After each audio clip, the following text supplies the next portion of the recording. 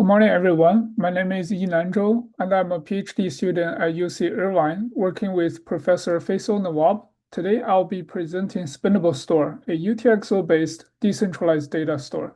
The core question we ask is, can Bitcoin's underlying data model, unspent transaction output, UTXO, be the foundation for a decentralized database?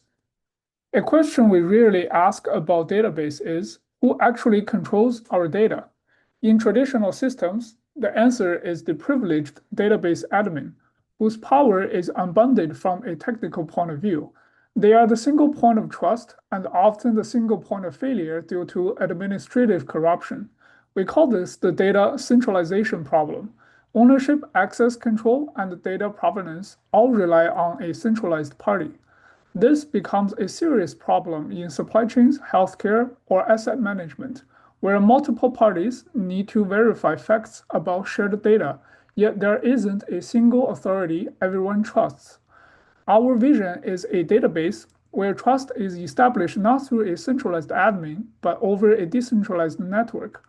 We choose permissionless blockchain as the new source of trust. Existing solutions for the data centralization issue splits into two camps. On the left, permission blockchain databases like BigchainDB, they perform well, but they require trusting a pre-selected set of validators that is fundamentally not decentralized. The admin can still censor or tamper data. On the right, systems built on Ethereum using smart contracts are genuinely permissionless, but Ethereum's virtual machine executes all transactions in serial. This limits the transaction throughput. Neither camp gives us what we want: a permissionless, high-throughput database with true data ownership. That's the gap we fill, and the key is Bitcoin's UTXO model. Before I show our design, let me give you an intuition for UTXO. A UTXO is a lockbox that can be opened only once. To send coin to someone else, you open the lockbox and redistribute the coins to new lockboxes through a blockchain transaction. The new ones can be spent in future transactions. Two critical points are, first, each UTXO has a programmable locking script that specifies how this UTXO can be spent, such as your digital signature, and is enforced by the blockchain network. Second, the spending of a UTXO can be validated independently. Therefore, the validation of UTXO transactions can happen in parallel. This is impossible on the current Ethereum design. The key insight for our work is to encapsulate data objects in UTXOs, which we call spendable data objects, or SDOs.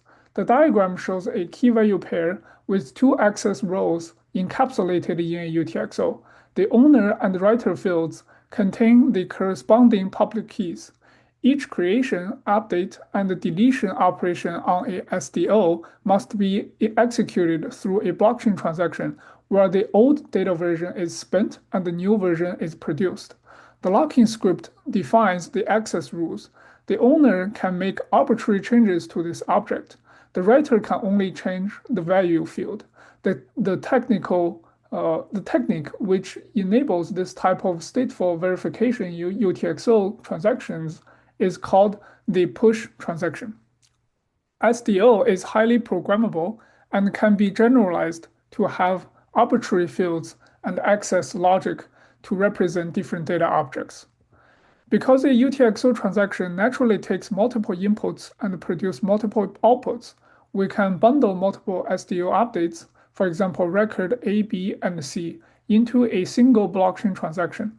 So either all three succeed or none do. This also gives us flexibility to achieve atomicity in scenarios such as updating data objects of different types from different databases, mixing payments with data updates, and allowing multiple parties to sign and authorize the update individually. Building on top of spendable data object, we propose a three-layered system called SpendableStore. At the top is the permissionless blockchain layer. It stores all SDOs, enforces ownership rules and access control, and resolves conflicts through consensus. This is the ground truth that is much difficult to compromise than a single admin. In the middle is the SpendableStore layer. These are individual data store instances, each maintaining a local cache of a subset of SDOs relevant to its application. It builds indexes for efficient queries and handles requests by constructing blockchain transactions.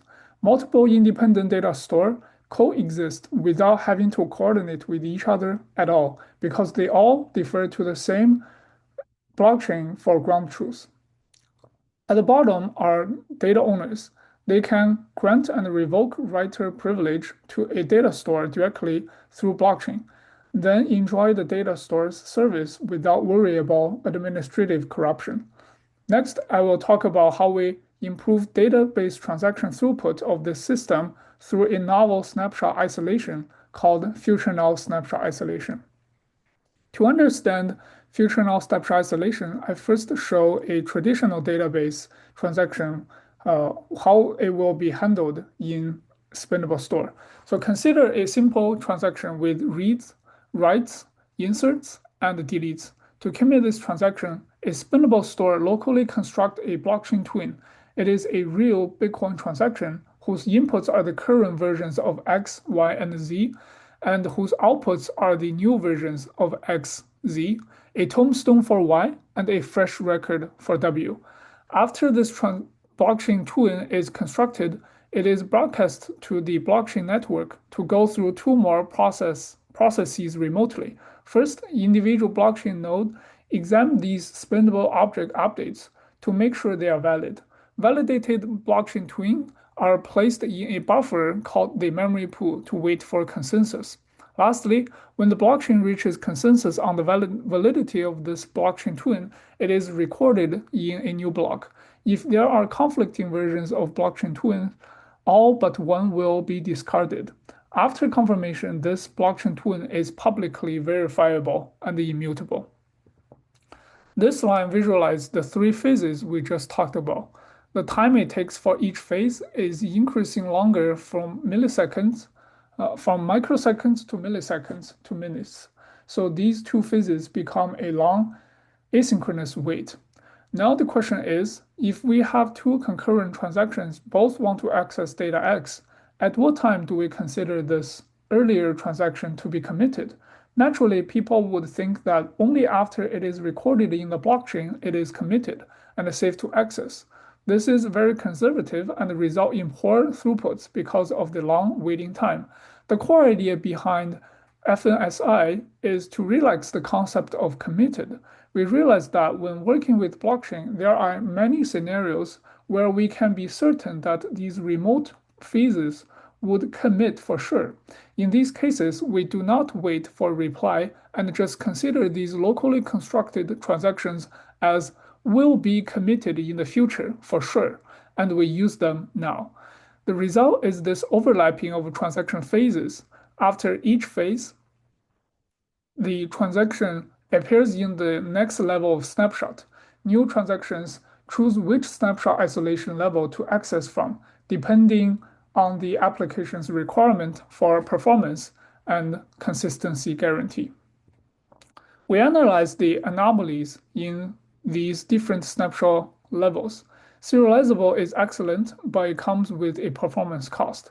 The blockchain snapshot level is a slow snapshot that's ideal for OLAP, where you mainly read verifiable, strongly committed data. And local snapshot is the most aggressive level, ideal for write-heavy OLTP workloads. And the mempool snapshot level is a good balance in between. The mempool and the local snapshot level prevent dirty reads and non-repeatable reads when the transaction has some specific access patterns we defined in the paper. None of the snapshot isolation level has conflict forks, meaning that the system will always converge to a consistent state without ad hoc fixes. For the experiments, we run on active blockchain networks, not local simulations. SpendableStore ran on the Bitcoin SV mainnet. Our four baselines were blockchain DB on Ethereum and augmented blockchain DB++ with transactional support to match our functionality, which is running on Ethereum Layer 2 network. and we run SpendableStore on another UTXO-based blockchain, Cardano. Experiment results show that the SpendableStore achieves 16 times higher throughput than blockchain DB on Ethereum and about 4 times higher than the Cardano-based design. The reason is Ethereum's Ethereum virtual machine processes all transactions serially. SpendableStore's independent UTXO transactions validate in parallel, so we can stream transactions continuously. We also outperform the Cardano design because of our FNSI. So on the cost, the per operation cost is 5 orders of magnitude cheaper than blockchain DB on Ethereum.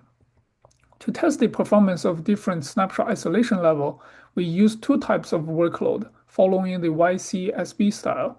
For the read-heavy workloads, local snapshot and mempool snapshot are nearly identical and both about 8 times faster than the serializable.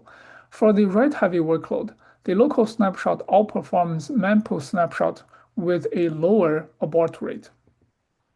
To summarize, SpendableStore is the first ever UTXO-based blockchain database.